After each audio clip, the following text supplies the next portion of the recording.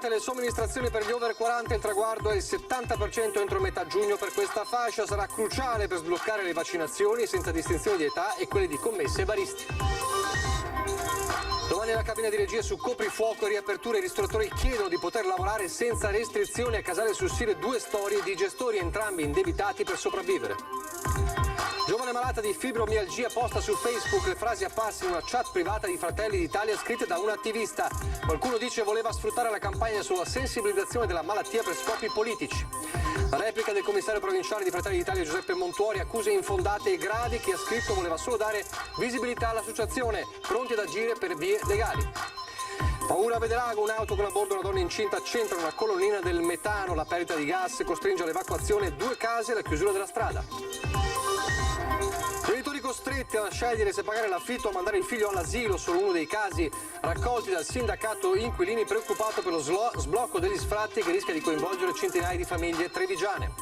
Le nostre telecamere vi hanno raccontato oggi in diretta la festa della Sensa a Venezia con il suggestivo sposalizio del mare, con il patriarca e il sindaco di Venezia, anche i primi cittadini dei comuni capoluogo di provincia del Veneto. Telespettatori di Antena 3, buonasera e ben ritrovati. Il telegiornale di Treviso, dunque in primo piano le vaccinazioni, soprattutto degli over 40. Ieri il primo centinaio di somministrazioni, oggi si è iniziato a fare sul serio nei vari centri vaccinali e dunque prima di vedere com'è andata l'ex Maver di Villorba, vediamo quali sono gli obiettivi dell'ULSS 2, arrivare al 70% entro il 16 giugno, quindi fra un mese esatto da adesso, per poi poter sbloccare le vaccinazioni per tutti. Nelle parole del direttore Benazzi anche l'ultimo appello ai medici Novax. L'importante è che assolutamente i quarantenni, 40-49 anni rispondano in modo efficace alla vaccinazione, così riusciamo ad arrivare al 65%, 70% che ci dà la garanzia di immunità di gregge e poi possiamo passare tranquillamente agli altri. Obiettivo arrivare al 70% entro il 16 giugno. La missione dell'ULSS 2 per la fascia degli over 40 che ha registrato un boom di prenotazioni con le prime somministrazioni tra ieri e oggi. Fascia cruciale per il futuro, ovvero le vaccinazioni senza distinzioni d'età e quelle per le categorie lavorative come baristi e commesse che chiedono a gran voce di potersi immunizzare. Nel frattempo è necessario completare le altre vaccinazioni. Gli over 80 siamo oltre l'89%, quasi il 90%, i medici di famiglia faranno i richiami il giorno 17 e 18 di questo mese per tutti i pazienti e le persone over 80 allettate, per cui arriveremo sicuramente a superare il 94-95%. Anche la fascia dei sessantenni problematica all'inizio ha trovato il suo percorso. Sta recuperando in modo importante, siamo ormai vicini all'oltre il 60%, 64%, quindi anche qui andiamo all'immunità di gregge. Devo dire molto bene la fascia invece dei 50 e 59, dove c'è molta risposta da parte delle persone. Vaccinatevi è l'appello costante dell'ULSS 2. Le terapie intensive svuotate e gli ospedali Covid-free sono la miglior prova della necessità di immunizzarsi. Anche per questo è fondamentale convincere gli indecisi e anche quella sacca di resistenza che viene da non pochi medici. Il messaggio è chiaro. Non costringeteci a mettervi fuori dal lavoro, perché questo prevede il decreto legge.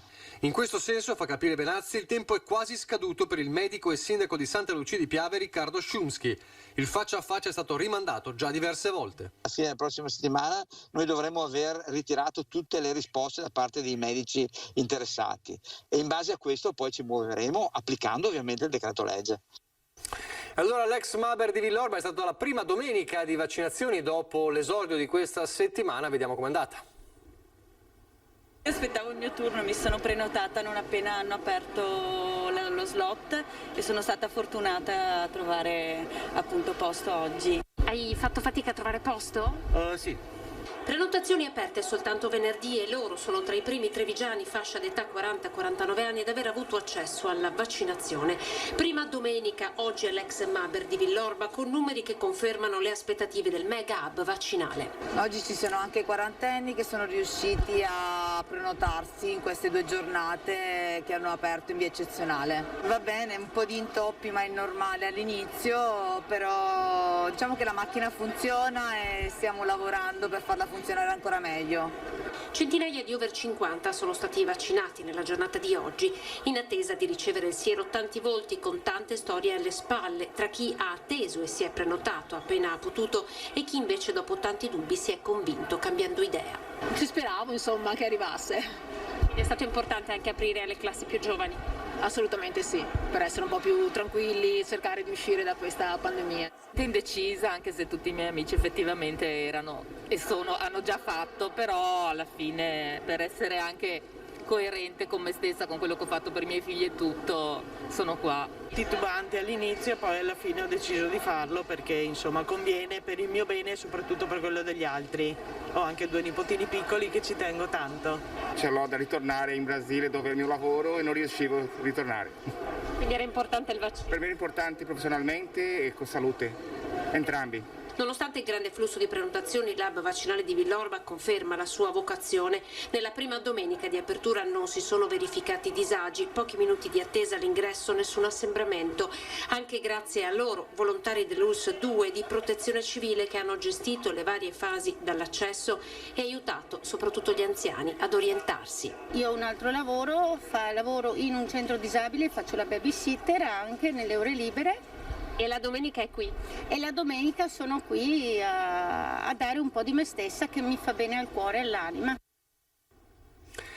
Domani la cabina di regia attesissima del governo per decidere sulle riaperture e sull'assenza di restrizioni per alcune categorie che hanno già aperto, ad esempio come i ristoratori. C'è il coprifuoco in ballo, si parla di farlo slittare a mezzanotte e di toglierlo definitivamente soltanto però da giugno, tutto ancora in ballo. Nel frattempo appunto i ristoratori chiedono a gran voce di poter lavorare senza queste restrizioni. 2 storie da Casale sul Sile sono emblematiche della situazione.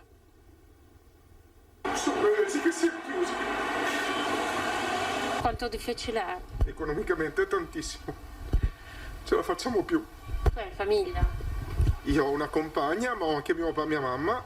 E siamo altre 5 famiglie che lavorano su questo ristorante. Purtroppo penso anche a loro, non solo a noi, a tutti. Marco Guerra riaprirà domani la sua osteria alla Torre che gestisce insieme al papà, centro storico di Casale sul Sile, dopo più di 2 mesi di chiusura totale. La scelta di chiudere a marzo perché aprire non conveniva più, dopo aver ridotto a 35-55 coperti a disposizione, aver detto no a pranzo a titolari d'azienda e rappresentanti perché imposto dall'ultimo decreto Draghi.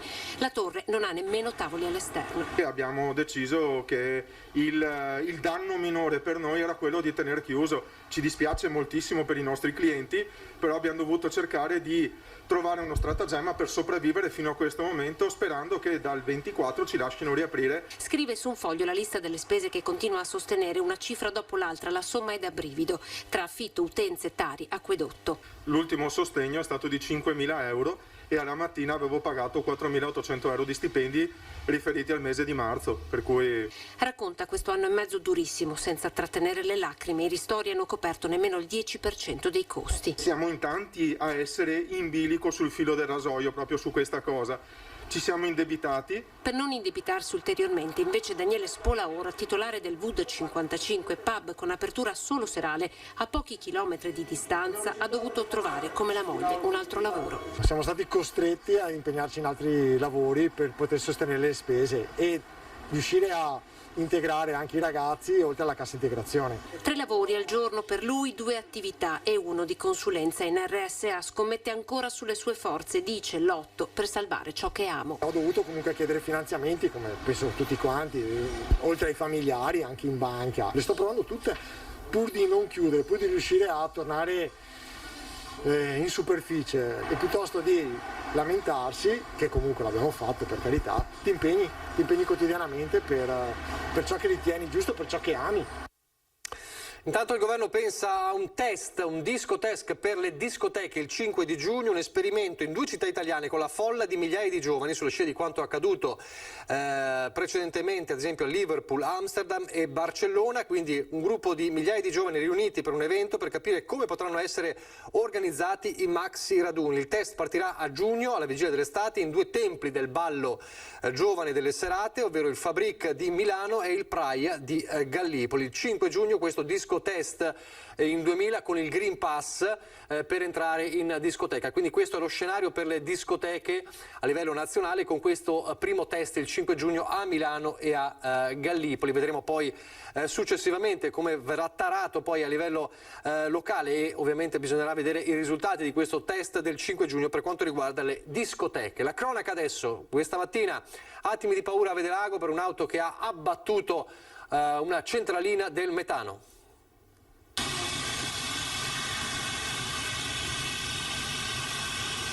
Il lavoro dei vigili del fuoco per contenere la fuga di gas lungo la via chiusa e quell'auto fuori strada dopo aver abbattuto la centralina del metano posta davanti a un'abitazione.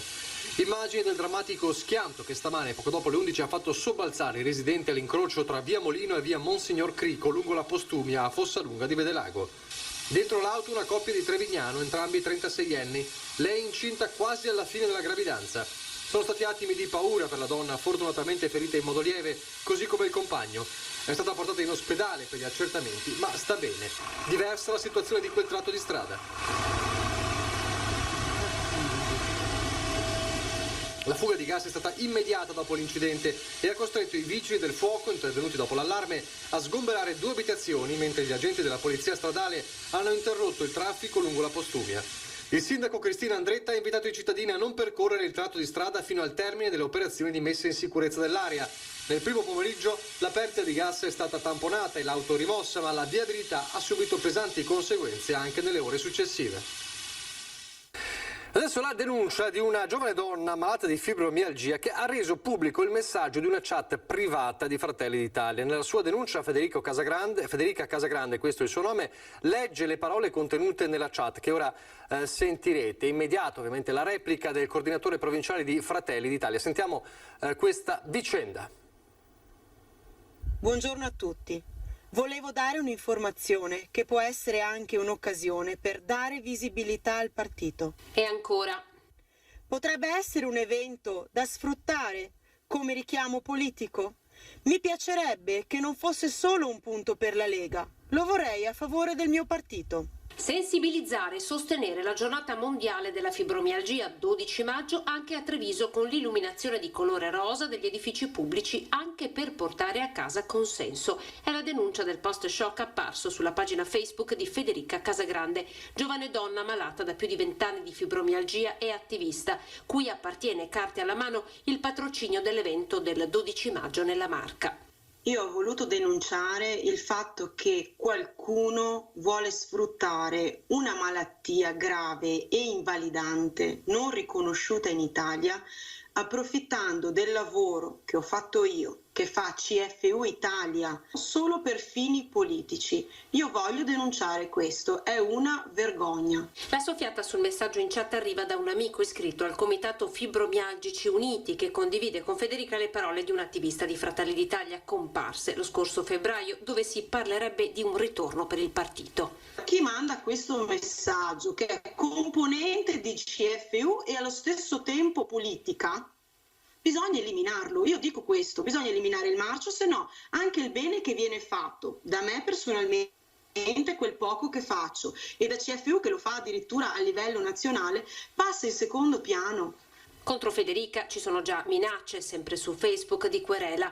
La donna ha già un avvocato e conferma che sulla sua denuncia pubblica non ha alcuna intenzione di tornare indietro. Fratelli d'Italia intanto però definisce queste accuse infondate. Parla il commissario provinciale Giuseppe Montuori, che non esclude di affrontare la cosa nelle sedi opportune. Chi cita Fratelli d'Italia estrapolando da una chat privata alcune dichiarazioni di una semplice scritta che sono fatte a fin di bene per favorire l'associazione, risponde anche dell'utilizzo di una chat privata. Detto questo, Fratelli d'Italia, con il suo onorevole Walter Rizzetto, ha chiesto come primo proponente il fatto che la fibromialgia sia inserita tra i LEA, quindi tra i livelli essenziali di assistenza, come malattia invalidante. Quindi noi ci riteniamo assolutamente sereni rispetto alla nostra trasparenza e al fatto che noi non cavalchiamo il disagio di altri per trarne vantaggi politici. Adesso torniamo a parlare della crisi, del Covid che ovviamente impatta anche sulle famiglie che hanno difficoltà a pagare l'affitto. Lo sblocco degli sfratti preoccupa sempre di più il Sunia. Ci sono anche delle storie che racconta il sindacato inquilini emblematiche. Sono diverse centinaia, stima in difetto, le famiglie trevigiane coinvolte dallo sblocco degli sfratti a partire dai prossimi mesi. Con un mini emendamento al decreto sostegno, infatti, si è intervenuti scalando le esecuzioni degli sfratti per morosità, spalmandoli tra il 30 settembre e il 31 dicembre 2021. E se da un lato ci sono gli affittuari in difficoltà, dall'altra vi sono altrettanti proprietari che vedono venir meno un'entrata spesso anche necessaria, rappresentata dal mancato versamento dell'affitto. Un quadro che preoccupa il Sunia di Treviso, che da anni denuncia l'emergenza abitativa e la carenza di alloggi popolari. La crisi poi causata dalla pandemia ha aggravato una situazione già complicata.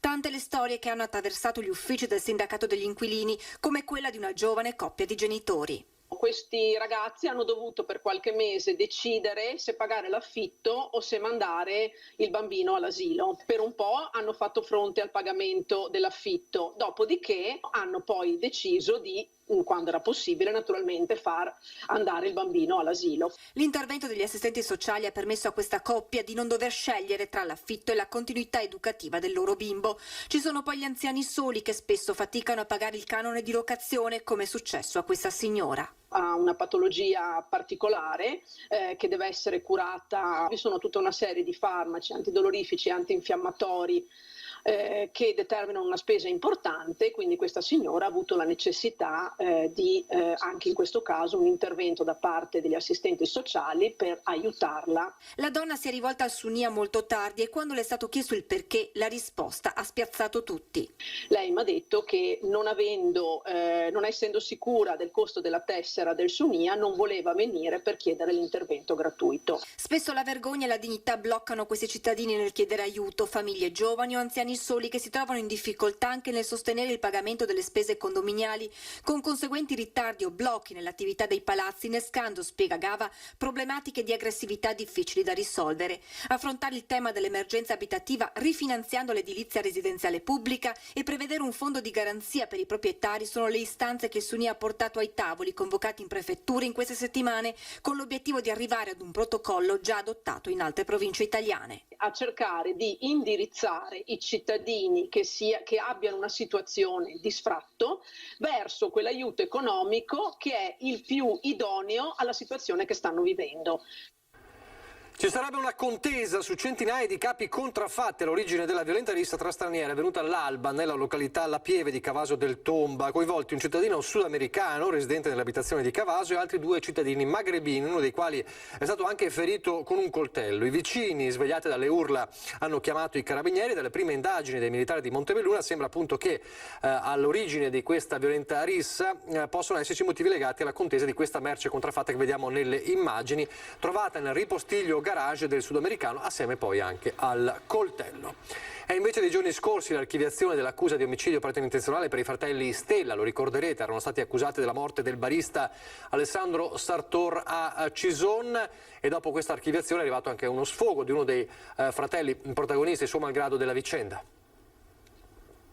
L'elemento chiave che ha portato a questa decisione, oltre all'importantissimo esame autoptico svoltosi a suo tempo nel giugno del 2019, è stata anche un'attenta analisi delle telecamere di videosorveglianza che hanno escluso un qualsiasi tipo di coinvolgimento nostro nella morte di Alessandro Sartor.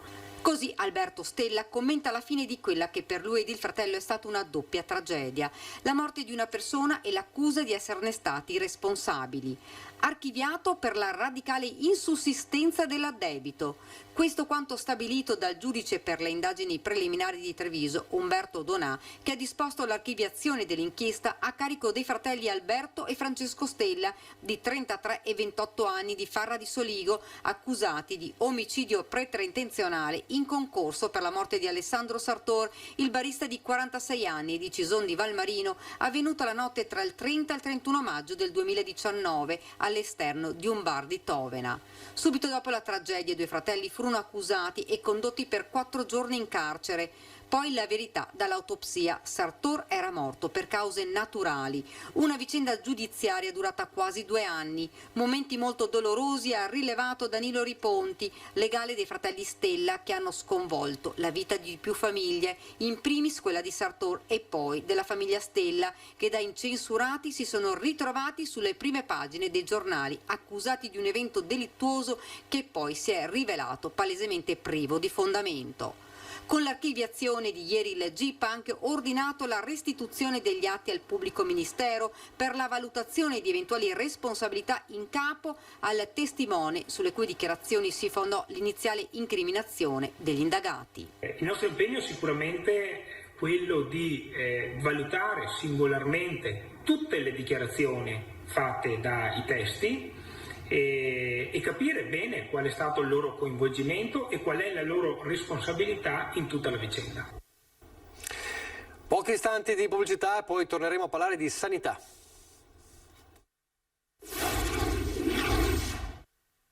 Di nuovo in diretta e di nuovo la sanità in primo piano per parlare del macchinario inaugurato nei giorni scorsi all'ospedale di Castelfranco, macchinario per l'Istituto Oncologico Veneto. Un robot chirurgico di ultima generazione del costo di 3.600.000 euro e un investimento per il futuro di 40 milioni di euro. Numeri che dicono quanto la Regione stia puntando sull'ospedale San Giacomo di Castelfranco, sede IOV, dove è stato inaugurato il nuovo robot Da Vinci. Ulteriori nuove tecnologie che vengono ovviamente portate in un ospedale che per noi è un punto di riferimento anche per i nostri investimenti, che è Castelfranco. Lo stesso Presidente ha sperimentato il macchinario che consente di intervenire su addome e torace in più punti contemporaneamente e con il quale nel solo 2021 si conta di eseguire circa 300 interventi. L'uomo attraverso il sistema robotico riesce da una console dove comanda qualsiasi operazione a dirigere e ad effettuare in prima persona l'intervento chirurgico, andando in spazi estremamente limitati, esigui. Le braccia robotiche sono in grado di ruotare oltre 360 gradi e quindi effettua qualsiasi movimento della mano umana. Dal palco il sindaco di Castelfranco, Stefano Marcona, ha ribadito l'interesse a vedere utilizzato anche l'11° piano della struttura. È un messaggio di dire attenzione, nella programmazione futura sappiate che c'è ancora un piano a disposizione e quindi se vi sono dei programmi e degli investimenti da fare, Castelfranco è sempre pronta ad essere al centro delle programmazioni regionali. Sappiamo anche che tra il dire e il fare, insomma, mettere a disposizione un piano costa. A Castelfranco è già destinato un investimento dunque di 40 milioni, la metà dei quali dedicata ai bunker di radioterapia. Tempi precisissimi non li abbiamo. Sulla radioterapia però le pratiche ormai sono veramente in stato avanzatissimo, siamo in collegamento con la sovrintendenza per definire quelli che sono i loro pareri obbligatori, visto la sede dove la radioterapia di Castelfranco dovrebbe crescere e anche i ritrovamenti che ci sono stati. Spero velocemente di poter mettere la prima pietra. La cultura adesso, perché torna dopo la pausa forzata del contagio il Festival delle Abbazie. Questo è un festival particolare perché qui gli artisti si devono adattare ai luoghi e non i luoghi agli artisti. È fondamentale, l'artista si deve adattare, punto, secondo me, essendo artista. Nello specifico in questi luoghi straordinari, che sono dei luoghi bellissimi, che sono le nostre abbazie, quando un artista entra in questi luoghi deve adattare il proprio repertorio, la propria arte a questo. Questa è la formula che rende speciale il Festival delle Abbazie, che per il 4º anno e per la prima volta dopo il fermo forzato del contagio torna in presenza. 3 gli appuntamenti tutti nel mese di giugno per 3 luoghi storici che da soli meritano una visita. Si inizia il 4 giugno a Nervesa, nell'abbazia di Sant'Eustachio, cara a Monsignor della Casa e suo Galateo, che in questo caso sarà declinato dal concerto facile di Davide Di Leo, fondatore di Subsonica. Poi il 12 la piccola orchestra degli Avion Travel racconterà la loro lieve storia con al centro il sogno di una chitarra tra le mura della millenaria abbazia del Pero a Monastier. Chiuderà il ciclo, il 3° appuntamento, e sarà con il giovane compositore bellunese Paolo Fornasier e le sue sperimentazioni tra acustico e elettronico sul parco dell'abbazia di Vidor che guarda il Piave. Posti forzatamente ancora contingentati e prenotazione su Facebook per un festival con l'entrata gratuita nato proprio a Monastier. con la musica si dà valore e si dà vita a questo territorio, al nostro territorio, alla nostra abbazia. Ma possiamo dire che nel quartiere del Piave non esiste solo il prosecco? No, io vedo a Vidore esistono tante cose storiche favolose, diciamo. Il prosecco è un contorno, le colline sul prosecco, abbiamo l'abbazia, abbiamo il castello, abbiamo anche una necropoli. Le abbazie hanno bisogno di pubblicità. Ma guardi, io penso che le nostre abbazie non abbiano bisogno di pubblicità. Penso che in questo momento questi eventi, il Festival dell'Abbazia, serva più che altro a ritornare a una sorta di normalità dopo 1 anno e mezzo di sacrifici. E adesso le immagini della festa della Sensa, dello sposalizio del mare che abbiamo raccontato oggi in diretta. C'era anche il sindaco di Treviso, Mario Conte.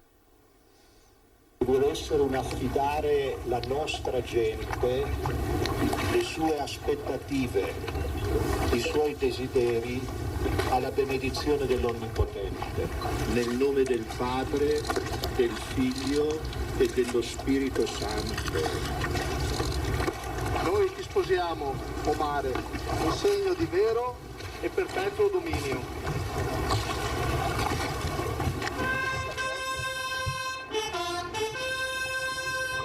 L'anello lanciato nel mare è la tradizione che si rinnova anche in tempo di Covid.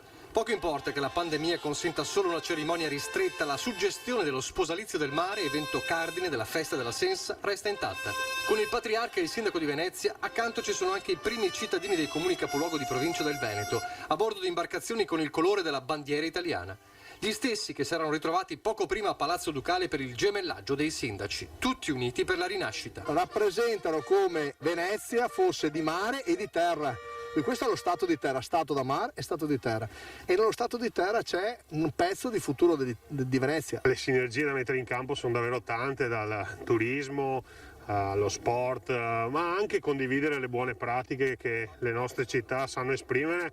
E quindi ritrovarsi qui oggi tutti i sindaci delle città capoluogo, ma in realtà tutti i sindaci del Veneto, è un segnale davvero importante per i veneti. Festa della Sensa che guarda la rinascita. Il patriarca nella messa a San Nicolò lancia anche un monito alla politica: non siate schiavi, dice, del cercare e ottenere il consenso.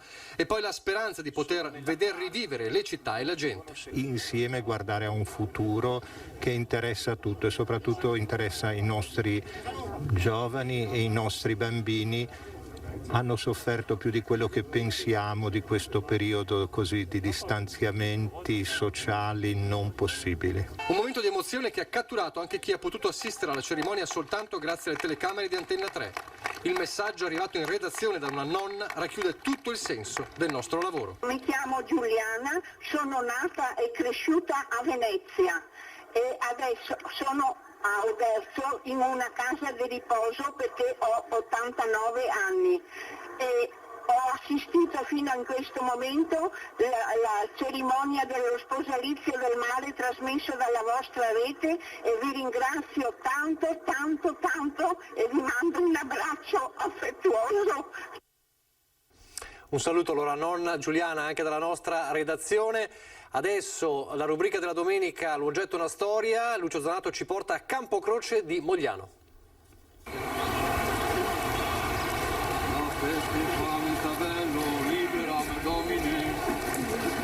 Escono dalla loro chiesa quasi abbracciando le croci appena benedette e ripetendo l'antica litania in latino a protezione dalla peste, dalla fame e dalle guerre. È il millenario rito delle erogazioni che qui a Campocroce di Mogliano continuano a tramandarsi tra generazioni.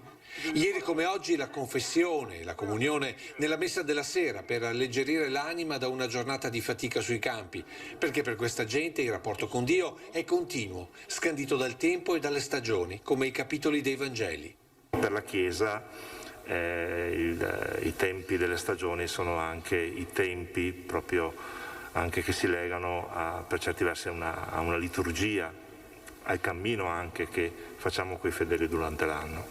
E le croci testimoniano questo rapporto con Dio, con quella benedizione che le trasforma da semplici pezzetti di legno in simboli di difesa dal male. E partiva a buon'ora a mattina in processione cantando le litanie e si fermava a ogni capiteo che famiglie preparava lungo e vie. Per questo da sempre poi vanno poste lungo il perimetro dei propri campi. qui piantate a terra negli angoli di confine e in altre parrocchie inchiodate su questi alberi oggi quasi dimenticati, ma un tempo riferimento non solo delle diverse proprietà, ma anche per i viandanti come segno sicuro della strada da percorrere. Luoghi, oggetti e riti che la modernità dell'epoca ogni volta tende a cancellare, ma che poi inevitabilmente ritornano prepotentemente attuali. Perché ieri come oggi sui campi si deve fare sempre i conti con fulguro e tempestate, fulmini e grandine. E poi tutti noi, mai come in questo momento, anche con peste, fame e bello, contagio, crisi economica, guerre alla porta accanto. E allora, nell'imbronire che avvolge questo tratto di Piana Trevigiana, non resta che ripetere, come hanno fatto per millenni i nostri avi, libera nos Domine. No. Santa Maria,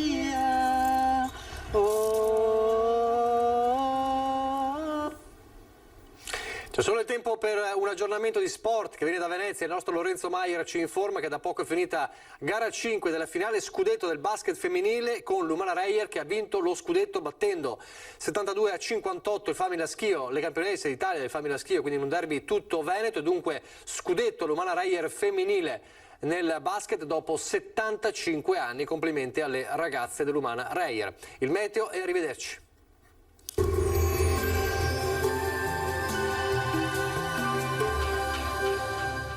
Cooperativa Agricola Volpago. Da noi trovi la carne fresca di prima qualità, genuina e salutare per il tuo benessere. Ci trovi a Volpago del Montello, Pieve del Grappa e Trebaseleghe. Bentrovati al meteo. Prevale una circolazione instabile sul nostro territorio. La settimana inizia infatti all'insegna di una diffusa instabilità. Vediamo insieme il dettaglio di lunedì 17 maggio. Sul Veneto un fronte temporalesco interessa le Alpi. La giornata inizierà con il sole, ma verso il pomeriggio andrà aumentando la nuvolosità, specie sui settori montuosi dove inizierà a piovere e i fenomeni potrebbero via via interessare anche le aree di pianura. Temperature stazionarie minime tra 8 e 12 gradi, valori massimi oscillanti invece tra i 17 e i 23 gradi all'incirca. Ci spostiamo ora sul Friuli Venezia Giulia, anche qui la giornata risulterà come vediamo perturbata, molte piogge, ma non mancherà anche qualche pausa più asciutta. Temperature minime tra 7 e 12 gradi, massime sui 18-19 gradi. Infine ci spostiamo sul Trentino Alto Adige, anche qui sarà per lo più soleggiato nel corso della mattinata, a seguire occasionali acquazzoni. Temperature minime intorno agli 8 gradi, massime sui 23 all'incirca.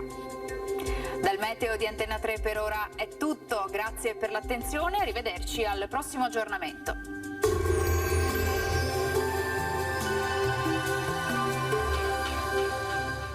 Cooperativa Agricola Volpago. Da noi trovi la carne fresca di prima qualità, genuina e salutare per il tuo benessere. Ci trovi a Volpago del Montello, Pieve del Grappa e Trebaseleghe.